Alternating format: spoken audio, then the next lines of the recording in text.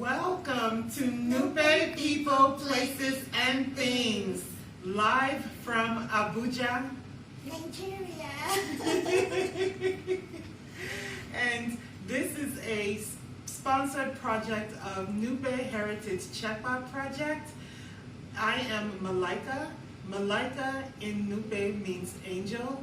And we have my special sister with us today who will introduce herself. Yeah, my name is Kiatswa, and Kiatswa means shining star, preserved. Thank you. Wonderful, wonderful. And today you can see this beautiful display in front of us of Nupe food items. So today our global audience will be learning about each of these items, and my sister will be discussing each of these items in detail. An elder has already instructed us on what these items are for, and we will now be sharing it with you. So now my sister will take over. Okay, so today we'll be starting with Kula. We usually call it Kula Maggi, but today we learned that it's called Kula Vovo. And Vovo in Nupe means something smelling. So that's something really new that we learned today. So this is Kula Vovo. It really smells bad. Let me smell it. Ooh. It does have an aroma to it.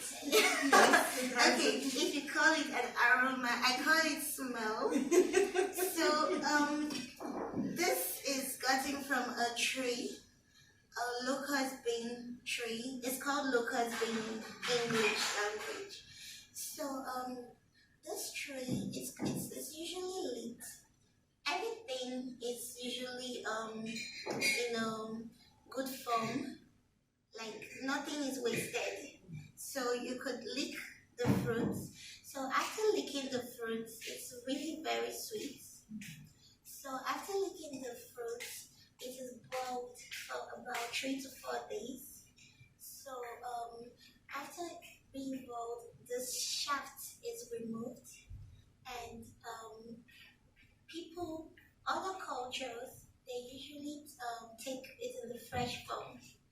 But Nupe people usually dry it, and the process of drying it is dried in something called piata. So this piata is like what's used to dry the kula before. Now it's dried for about 4 to 5 days, depending on the weather. Like right now, it's about this is rainy season, so it might take longer than 4 to 5 days. But when it's like sunny days, 4 to 5 days could dry it. So this is like the process of making it. It's being pounded after being boiled and then molded to get this form. You could get it in different forms, but this is like the typical Nupe way of doing it. Sometimes it's pounded so that it's in a powdered form. It has the same aroma, it gives the same aroma, but the powdered form is like the normal Maggi that you put in the English Maggi you put in your food, but this is like the visible way of seeing it displayed.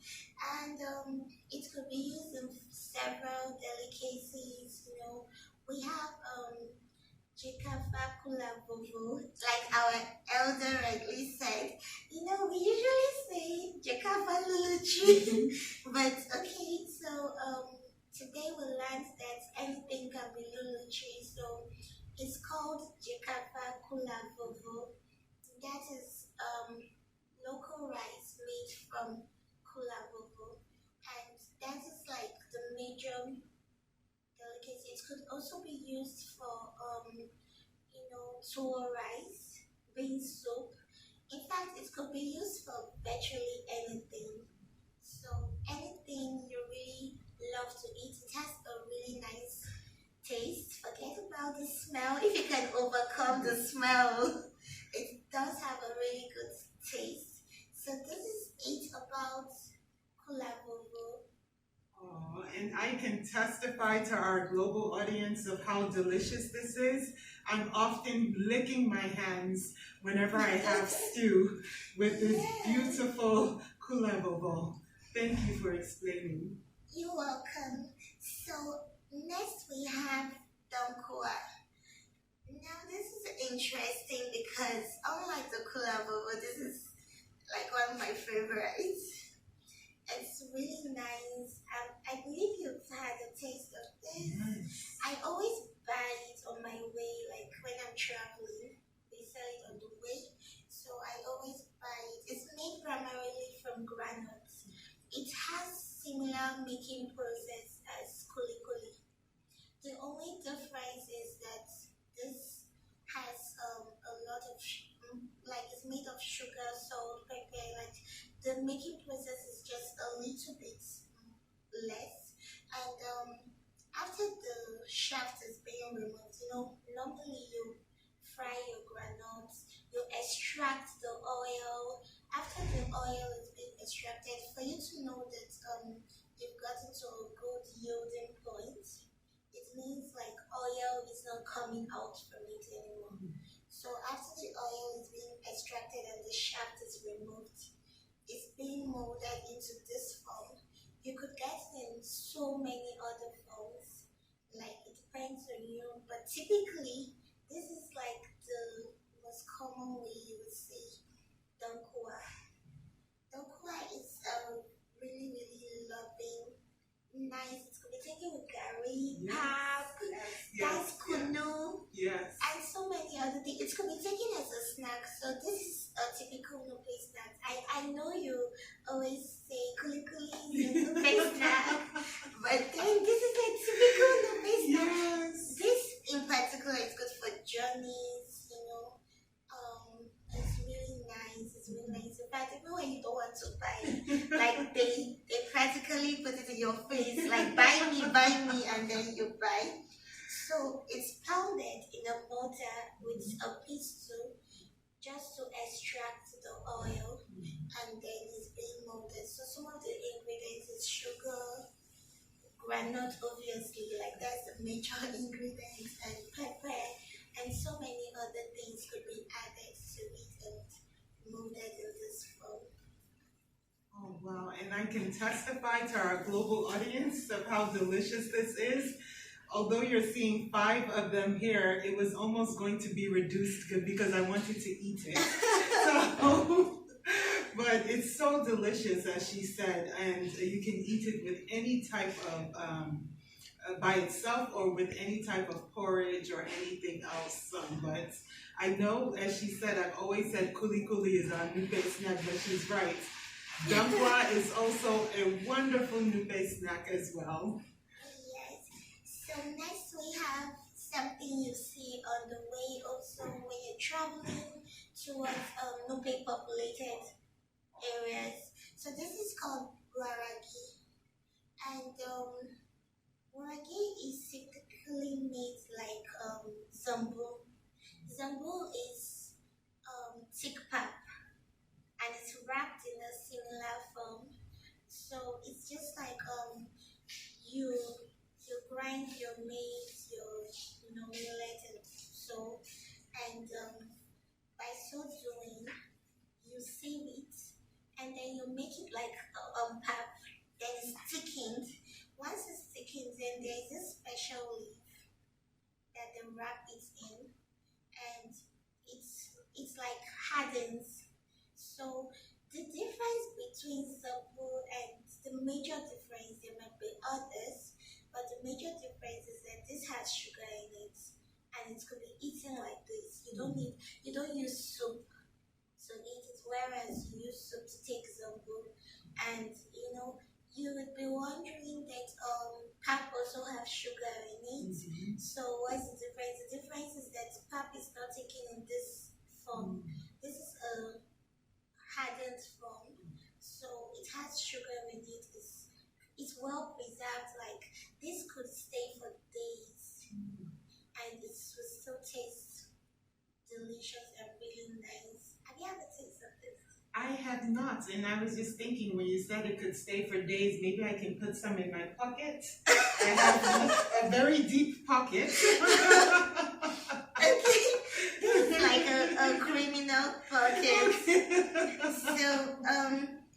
should have a taste of this. This is also like a Nupe snack. And it's highly nutritional, it's really delicious. Different people, different ways of making it, and it's really, really nice. And again, I just believe that anything wrapped in leaf is more natural than anything wrapped in nylon. So yes. So that's that for this. And then last but not the least, we have your favorite. Yay! Okay, so this is kuli kuli. I'm not going to waste so much time in this because we have an entire video of kuli kuli processing.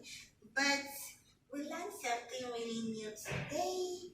In the process, we didn't talk about shapes of kuli kuli.